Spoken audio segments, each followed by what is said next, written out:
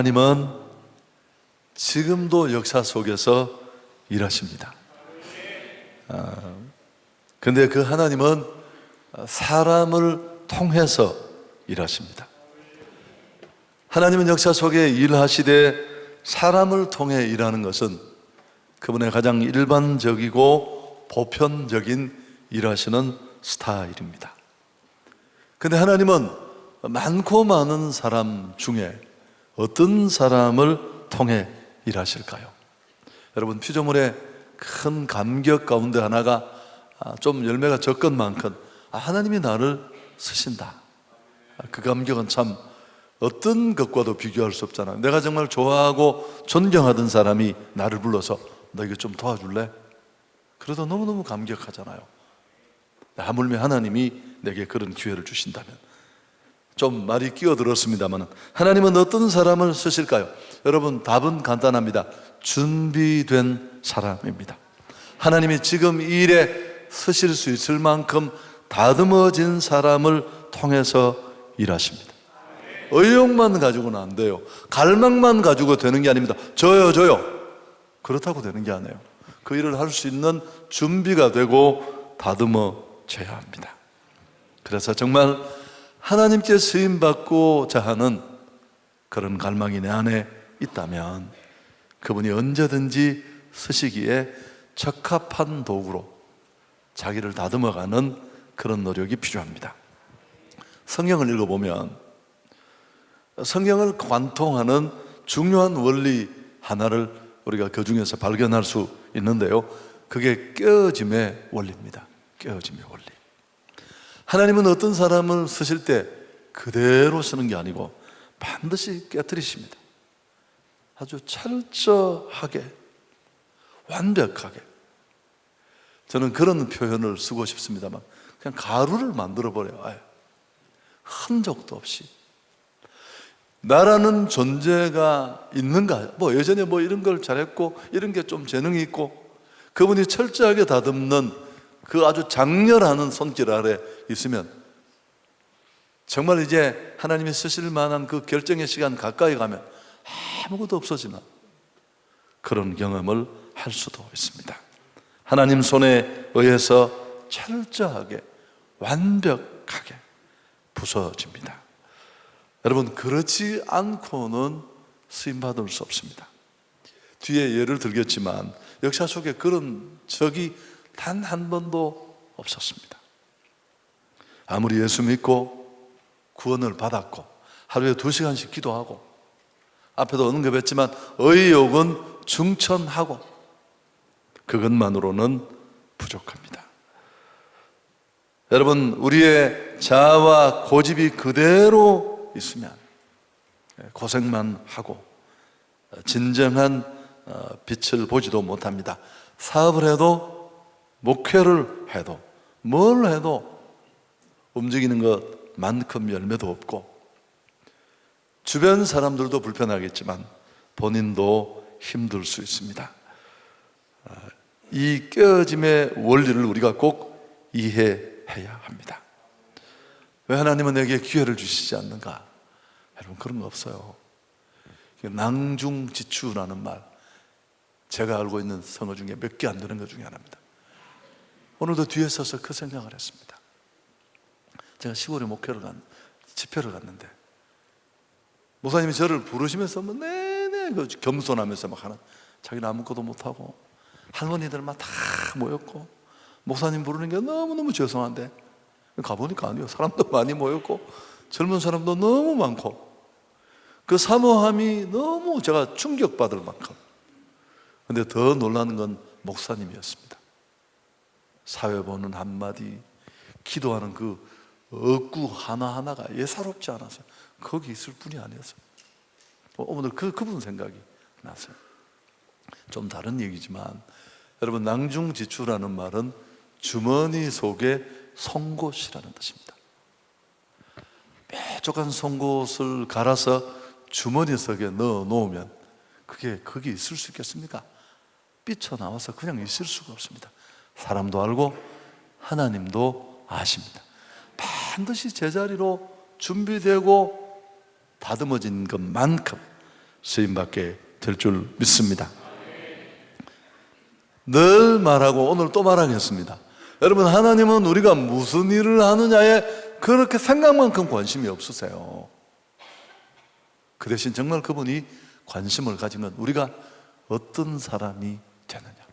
지금 우리가 기도하는 거 이거 좀 늦게 주더라도, 당장 울고 난리가 나더라도 우리가 주님이 기대하시는 예수의 진정한 사람으로 만들어지고 다듬어지고 그 지연이 오히려 우리를 유익하게 한다면 하나님은 충분히 시간을 끌면서 그 일을 진행하세요.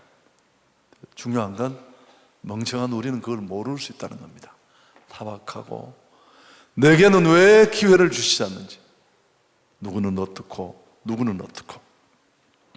자, 여러분, 하나님은 우리를 깨트리셔서 그분이 쓰실 수 있는 도구로 만드는데, 그분이 우리를 깨트리는 도구는 크게 보면 고난과 고통, 연단을 통해 하십니다만 좀 더 세밀하게 들여다보면 사람 막대기와 인생 채찍입니다.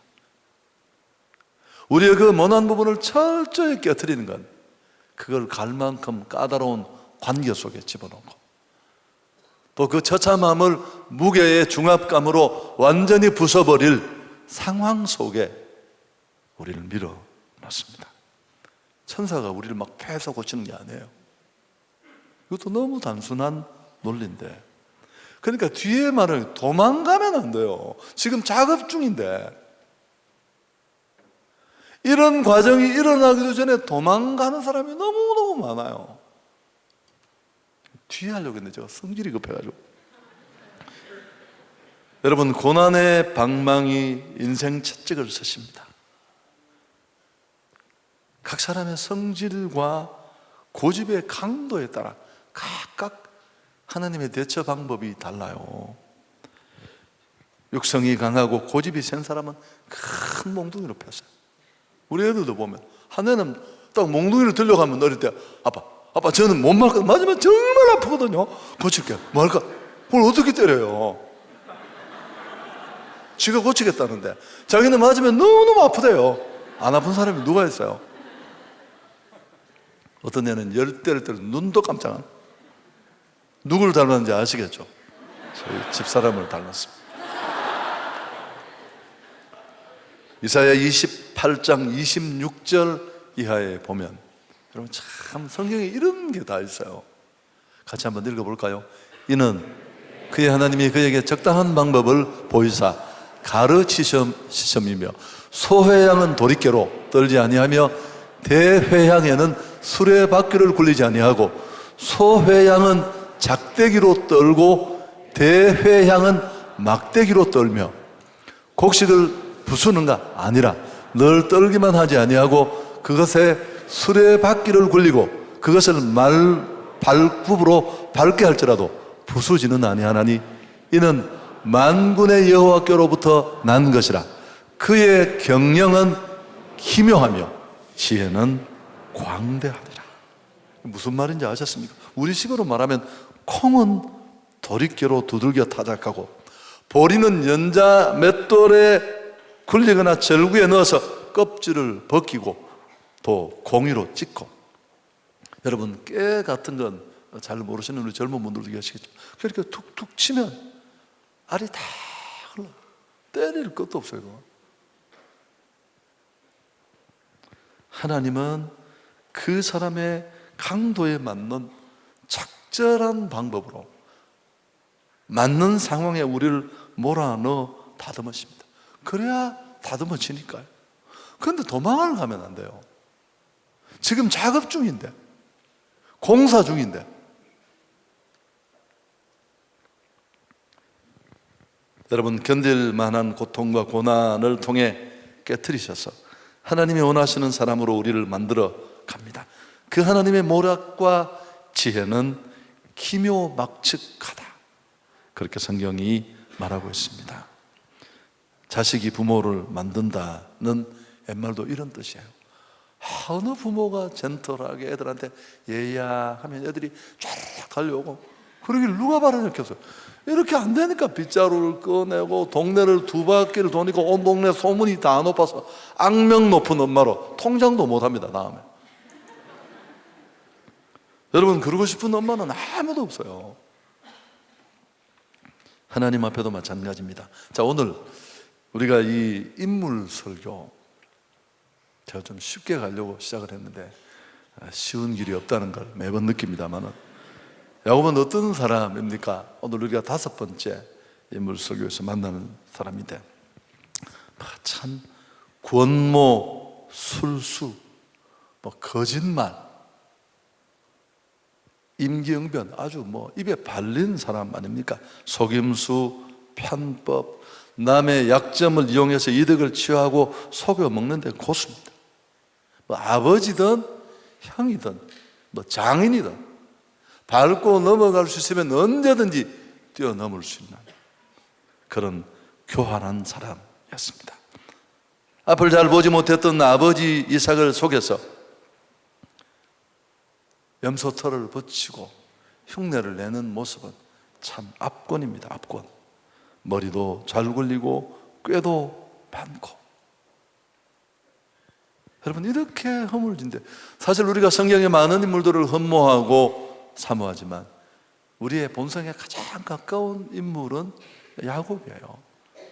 우리가 들통이 안 나서 그렇지 다 요만큼은 계산 돌리고, 어떤 분은 이렇게 만나면 머리가 돌아가는 소리가 나요. 삭삭삭삭.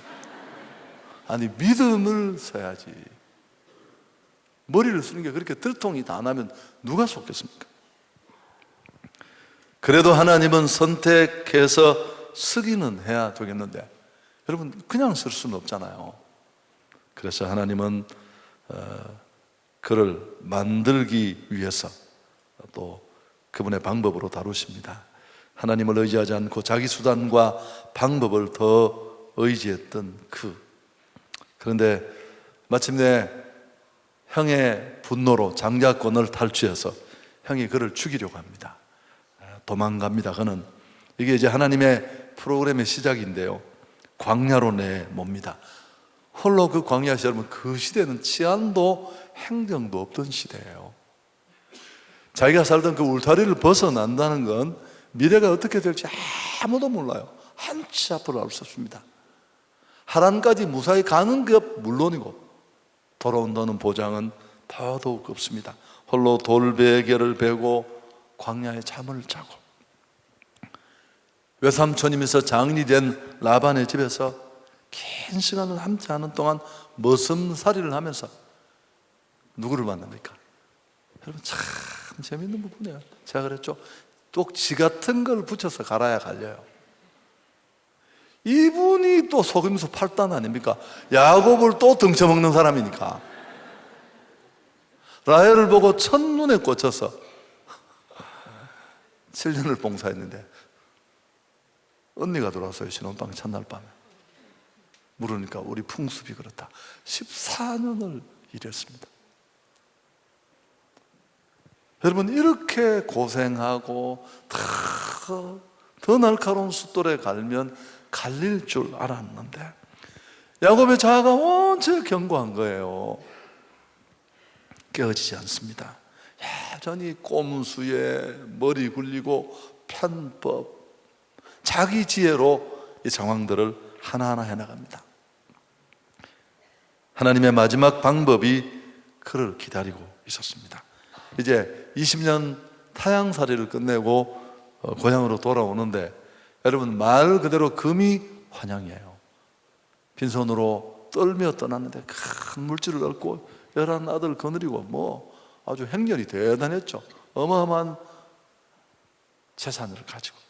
그런데 소식이 들려옵니다. 20년 전에 죽이려고 이를 갈던 그 형이 400명의 군대를 이끌고 자기를 잡으려고 온다는 전갈입니다. 야곱이 소심하잖아요. 우리가 성경에 나타난 그 인물을 보면 벌벌벌 떱니다. 이제 끝났구나. 지금까지 그렇게 수단 방법 가리지 않고 이룬 것들을 일순간에 날려버릴 수 있습니다. 자기 생명조차도 어떻게 될지 아무도 알 수 없었습니다. 여러분, 쭉 읽어보면 8절 이하에 가장 가장 먼저 순간적으로 거의 반사적으로 일어난 게 또 꼼수입니다. 두 떼로 갈라서 한 떼를 치면 반이라도 건지자. 마음의 평화가 없었습니다. 또 형님의 마음을 뇌물로 녹이려는 인간적인 꼼수도 준비하면 그건 역시 평화가 없었어요. 그러고 나니까 또 자기가 하나님을 믿는 사람이라는 게 생각나서 막 기도도 합니다. 여러분, 이런 기도는 영양가가 없습니다. 우선순위에서 이미 털렸고요. 두렵고 답답한 마음이 더 그에게 깊어집니다. 야곱은 즉각적으로 상황을 판단합니다. 이건 더 이상 이렇게 꼼수로 넘어갈 수 있는 길이 아니다. 하나님 이런 외통수에 그를 밀어 넣으신 겁니다. 그래서 그는 온 가족과 형제들을 야복강을 건너 보내고, 성경을 읽으면 홀로 남아라는 이 부분이 참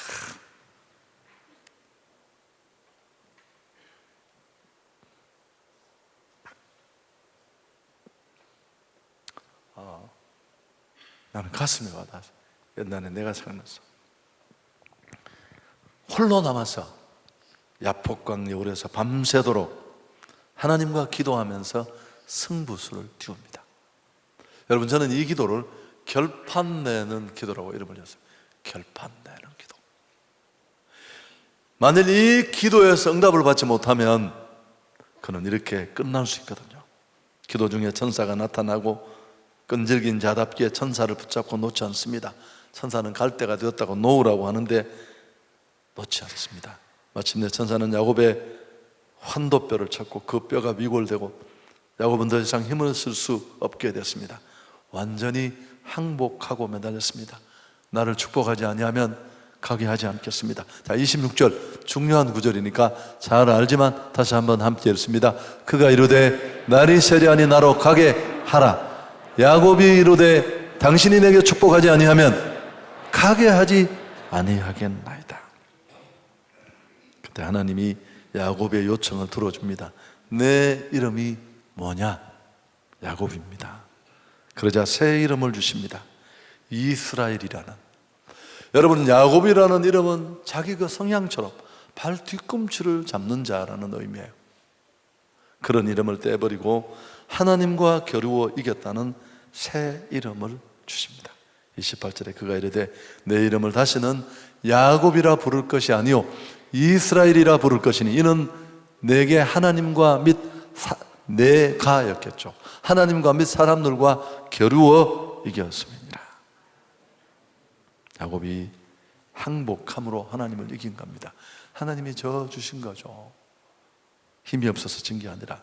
자, 중요한 것은 환도뼈가 무엇을 의미하느냐 잘 아시죠? 여러분, 그에게 환도뼈는 우리 엉덩이 안에 들어있는 큰, 우리 몸을 받치고 물리적으로 의지하게 하는 큰 두 뼈예요. 여러분, 이 뼈가 골절되고 부러졌다는 건 뭘 의미하느냐, 지금까지 야곱을 버티게 해온 인간적인 능력, 꽤 방법을 하나님이 깨트리셨다는 의미입니다. 주경학자 매튜 헨리는 인간 의지, 야곱의 인간 의지를 상징한다, 그렇게 풀어냈습니다. 여러분, 이 뼈가 부러졌다는 건 뭡니까? 지금까지 야곱이 꼼수로 기도하는 척, 믿음으로 사는 척 흉내는 내고 그랬지만 매번 수단, 자기 방법을 의지했던 그 방법이 먹힐 수 없는 한계의 문제에 봉착해서 이제 그 방법을 포기한 결단이 이런 단절의 모습으로 온 것입니다.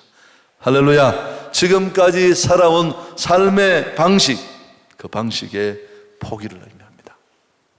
여러분, 반드시 이런 변화가 있어야 돼요. 하나님이 제대로 들어서는 사람은 이 과정을 반드시 뛰어넘어요. 안 뛰어넘으면 그건 그 어떤 것도 이루어도 결코 이룬 것이 아닙니다. 하나님이 우리를 더 크게 쓰시고 더 큰 도구로 사용하기 위해서 자주자주 우리 삶에도 이런 일들이 일어날 수 있습니다.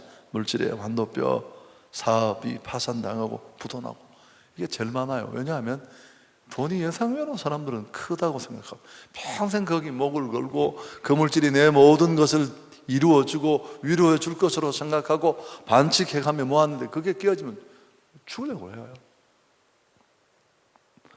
또 어떤 사람은 건강의 환도뼈, 할 가망이 없는 궁지 속에 꽁꽁 몰아넣어 사형선고를 받게 하고, 또 제가 만났던 어떤 분은 자식이라는 한도병. 여러분, 이 두 가지보다 사실은 더 무서운 게 자식이에요. 정말 완악한 사람들은 재산 잃고 건강 잃어도 끝까지 항복하지 않습니다.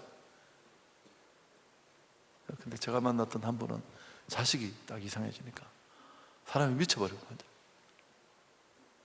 항복하고 손 털고 자기 삶을 바꾸겠다고.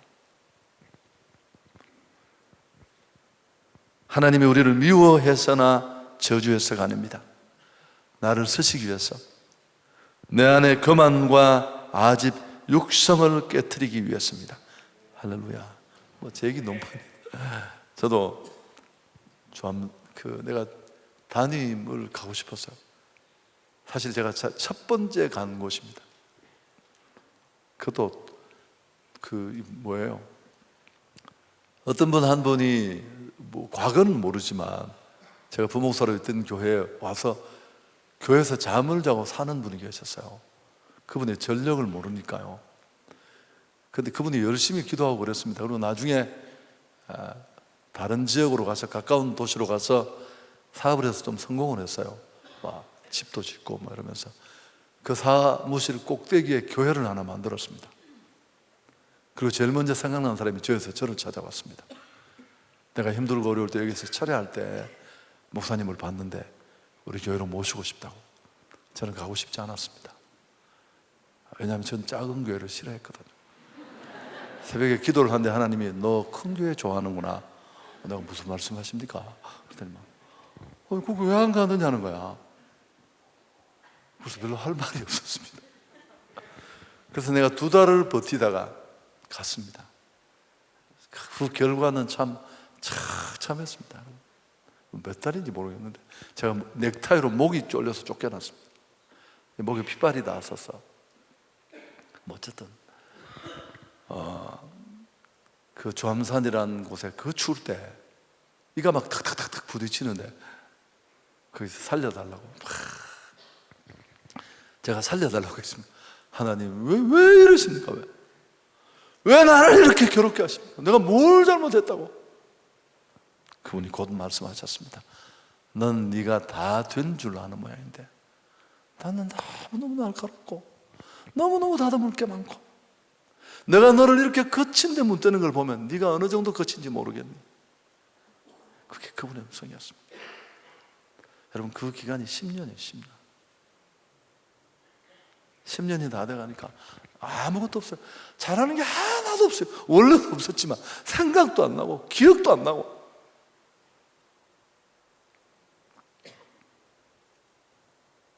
길고 긴 고통의 시간이 지나고 나서야 하나님은 광명의 빛을 주셨습니다. 여러분, 그 얘기가 끝쯤 이르렀을 때 일어난 사건도 설교 들어서 잘 아시죠? 제 아내가, 제가 금식하고 있는데 방문 열고 확 들어가지고 방문을 발로 차고 저를 보고 도둑이 회개해! 그러고 갔어요. 그럼 난 자다가 이게 무슨 소린가 싶었어. 세상에 이런 배신자가 바로 옆 가까이에 있었다는 사실. 아니, 온 세상이 나를 다 비웃고 조롱하고 멸시해도 이분은 이해를 하고, 여러분 그런 거 없습니다. 욥기가 딱 이해가 깊이 오더라고요. 그래서 내가 몇 번 이야기했다면 집에 가서 자기 이야기 안 했으면 좋겠대. 그래서 내가 주님 말씀도 내가 다 못 듣는데 당신 말을 내가 어떻게 듣느냐고. 그럼 내가 알아서 알리지. 은혜 되면 언제든지 합니다, 목사는. 여러분 아시죠? 목사님이 나체촌에 갔대요. 예배를 인도하면서 목사님이 무슨 생각했을까요? 헌금은 어떻게 할까 생각했을 때 주머니가 없으니까. 이거 이해가 안 되십니까? 여러분 기억하십시오. 하나님은 우리를 깨트려서 사용하십니다. 이 과정을 아셔야 돼요.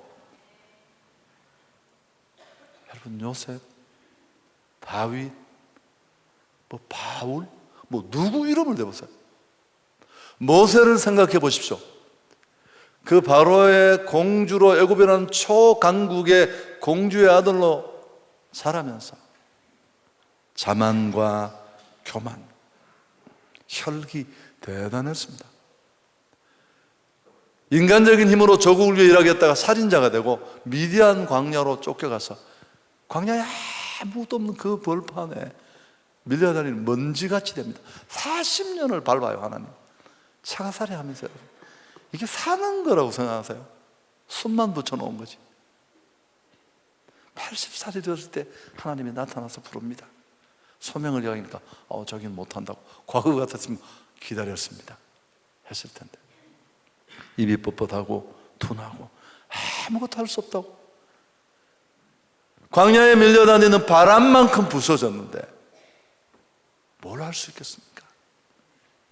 그때 하나님은 그렇게 말랑말랑하게 다듬어진 글을 쓰셨습니다. 할렐루야.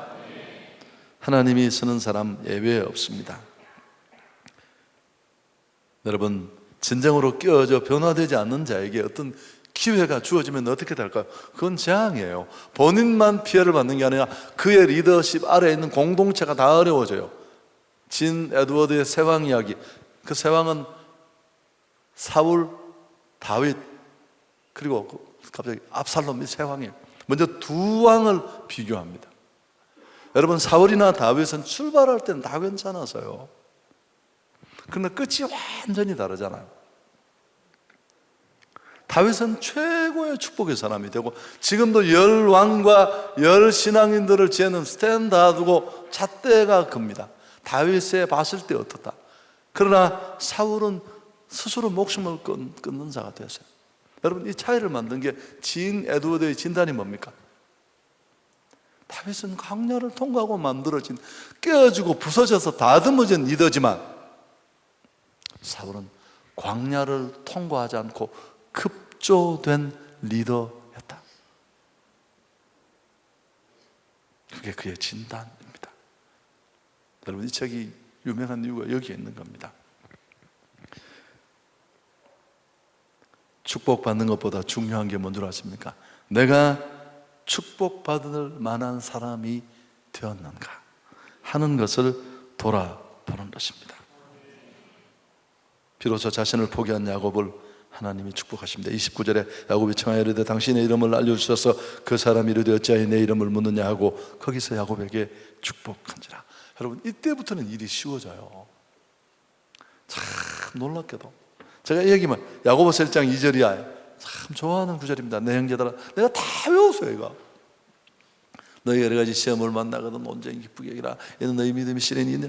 여러분, 시련이 막 다가오고 맞은 자리를 또 때리고 또 때리고 그 때리가 나지도 않는데 또 때리는 거예요.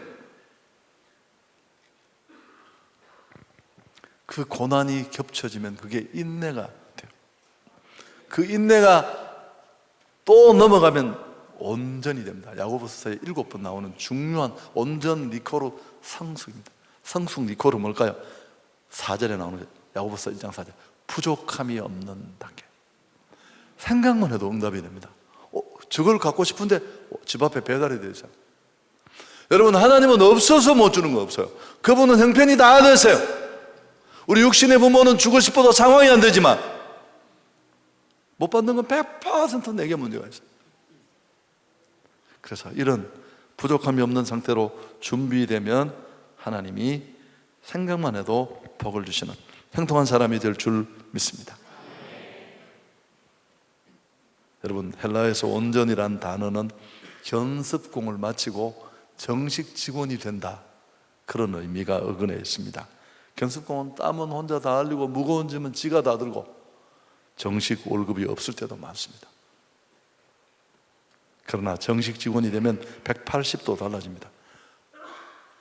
그저 규칙 따라 일하고 한 달이 지나면 꼬박꼬박 월급 나오고 수당 나오고. 말씀을 정리하겠습니다. 야곱은 야복강 기도를 통해 놀라운 은혜를 체험합니다. 여러분, 이런 변화를 맞추려면 제가 앞에 다 얘기를 했는데 두 가지를 조심해야 돼요. 이 상황을 가지고 기도하면서 잘 보시면 내가 어디에 있는지를 어렴풋이 알 수 있습니다. 그럼 두 번째, 절대 도망가시면 안 돼요. 내가 한창 삼키던 만두가 뚜껑을 열고 나간 만두 얘기를 했죠. 그 만두가 최근에 몽골로 갔어요.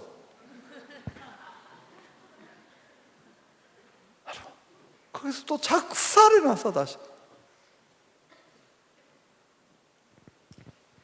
여러분, 연단이 끝나지도 않았는데 도망가서 시간을 고통받고, 여러분, 그리고 우리가 할 수 있는 일이, 내 말을 들을 사람도 없고 내 사정을 이해하는 사람도 없고, 여러분, 이런 사정이 깊어지고 오래되면요, 창피해서 사람도 못 만나요. 동창 모임도 못 가요. 내 말을 들어줄 분은 딱 한 분뿐입니다. 내 안에도 나를 이해할 수 없지만 하나님이 계십니다. 하고 싶은 말 다 하십시오. 억장이 무너지면 억장이 무너지는 대로 금식하며 철야하며 생명 붙어 있는 날, 여러분, 고통과 눈물에 부르짖는 기도, 그 기도했습니다. 그래서 그는 환도뼈가 부러지는 고통을 통해 이제 야곱의 저면에 깔려있던 자기 방법, 수단, 의지, 인본주의가 다 떨어져 나가는데 이제 하나님만 믿고 의지하며 살겠다는 그런 변화인데, 이때 정말 중요한 게 통성기도예요. 제 생각입니다만, 여러분, 통성기도는 맨날 통성기도만 하는 건 좀 그래요. 그거는 반찬에, 밥상에 반찬이 10몇 가지가 있는데 난 양파만 먹겠어, 그런 사람 없어요. 꼭 같은 비유는 하지만 기도의 다양함을 즐길 수 있어야 되는데, 여러분, 이 고통의 시간에 할 수 있는 최고의 기도는 부르짖는 기도예요. 우리가 막 부르짖으면 그 심호흡할 때 마치 일산화탄소가 나가고 좋은 산소가 우리 몸 깊은 곳에 들어오는 것처럼, 절망의 날에, 이 비통한 날에, 아무도 나를 이해하고 알아줄 수 없을 때,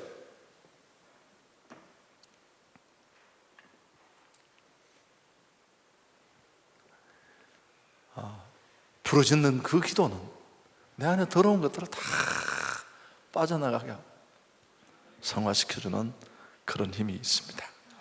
그래서 그는 속이는 자라는 이름을 끊어내고 하나님과 겨루어 이겼다는 이름을 얻게 됩니다. 여러분, 이게 바로 야곱을 야곱 되게 만든 분이엘의 체험입니다. 할렐루야. 여러분, 이 분이엘의 경험 없으면 야곱은 없어요. 야곱의 신앙은 이 사건을 기점으로 수준과 차이가 완전히 달라집니다. 힘의 근거, 가치관, 삶의 원리 다 바뀌어요. 진정한 변화. 내가 바뀌고 나니까 그 다음 34년이면 400년 끌고 오던 형이 와서 동생 보고 어떻게 합니까? 뽀뽀를 합니다. 입을 맞추고. 죽이려 했던 형이. 뿐만 아닙니다. 그는 축복의 사람이 될 만한데요, 뒤에 쭉 읽어보시면 기근을 만났을 때 애굽으로 양식을 구하러 보내면서도 필요한 양만 사게 해요. 그냥 지나가면서 읽으면 뭐 왜 그런지 모르지만 예전에 야곱을 우리가 알고 있잖아요. 욕심이 끊어졌습니다. 그리고 요셉이 살아있어서 아버지를 모셔오려고 뭐 또 데려오라고 이랬을 때도 보통 때 같았으면 동생 베냐민 데려오라고 했을 때도 보통 때 같으면 야곱의 성질상 다른 사람 대타로 보낼 가능성이 없습니다. 그 꼼수가 어디 가겠습니까? 그런데 그렇게 하지 않고 정상적인 방법으로 하는 이런 것들이 다 바뀝니다. 이 분이엘의 체험은 야곱이라는 신앙인의 평생을 좌우하는 큰 사건입니다. 하나님을 만나는 사건이고, 이 분이엘은 그가 하나님의 얼굴을 보았던 것이고, 정말 뭐 엔카운터 수련회, 진짜 이게 엔카운터예요. 엔카운터. 직면하여 하나님을 만나는 이런 은혜를 누릴 수 있기를 축복합니다. 여러분, 이 은혜 없으면 에서는 못 넘어가요. 이건 딱 결정판에 걸리는 자리예요. 극복이 안 되고 이스라엘은 얻을 수 없습니다. 그래서 오늘 꼭 이런 은혜가 이 밤에 있을지는 모르겠습니다만, 오늘 이 깨어짐의 축복을 통해 깨닫고 변화받는 우리 모두가 될 수 있기를 축원합니다. 좋으신 하나님께 영광을 돌리겠습니다.